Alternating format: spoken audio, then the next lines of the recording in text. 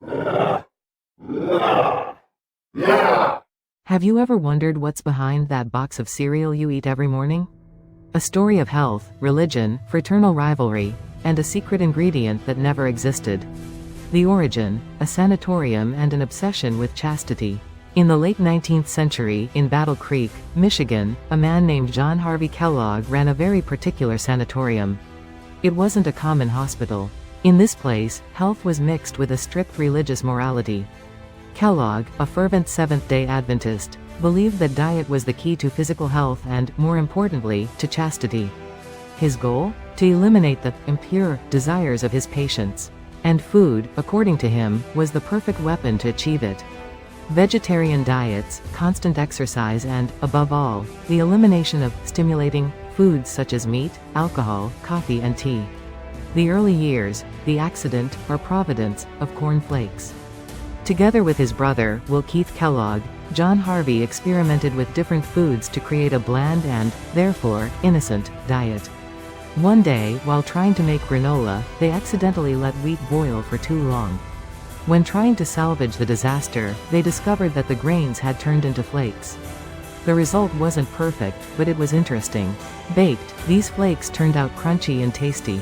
They had invented, almost by accident, what we know today as corn flakes. At first, corn flakes were a success within the sanatorium. Patients loved them, or at least didn't complain too much. But John Harvey Kellogg saw this as a medical tool, not as a commercial product. This is where the story gets interesting, and where the relationship between the Kellogg brothers begins to crack. Growth and expansion. The battle for sugar and the breakfast empire. Will Keith Kellogg, unlike his brother, saw the commercial potential of corn flakes. He wanted to add sugar to make them more attractive to the general public. John Harvey, true to his principles of health and chastity, strongly opposed. This difference in vision led to a bitter dispute between the brothers. Will, tired of John Harvey's rigidity, decided to found his own company in 1906, the Battle Creek Toasted Corn Flake Company, which would later become the Kellogg Company. The competition between the brothers was fierce. John Harvey sued Will for using the Kellogg surname in his brand. Will won the legal battle and continued producing his sugary corn flakes. The rest, as they say, is history. Kellogg soon became a breakfast giant. It introduced new products, such as Rice Krispies and All-Bran, and revolutionized advertising. Their campaigns were creative, attractive and, above all, aimed at children. Myths and legends. The secret ingredient, that never existed.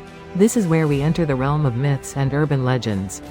It is said that John Harvey Kellogg, obsessed with chastity, believed that spicy food increased sexual desire.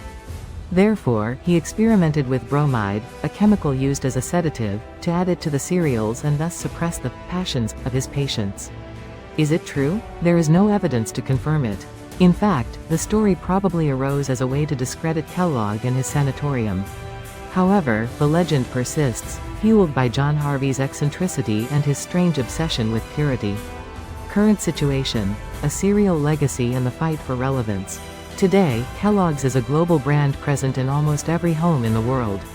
It has overcome crises, adapted its products to new trends and remains a leader in the cereal market. However, it faces new challenges.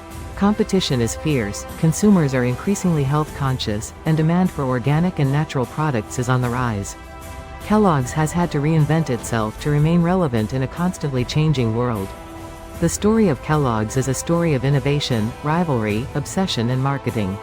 A story that shows how an accident in a Michigan sanatorium can be transformed into a global breakfast empire. Because sometimes, behind a simple box of cereal, there is a whole story that few know. And you, what story would you like us to tell next time? Subscribe and leave us your comment.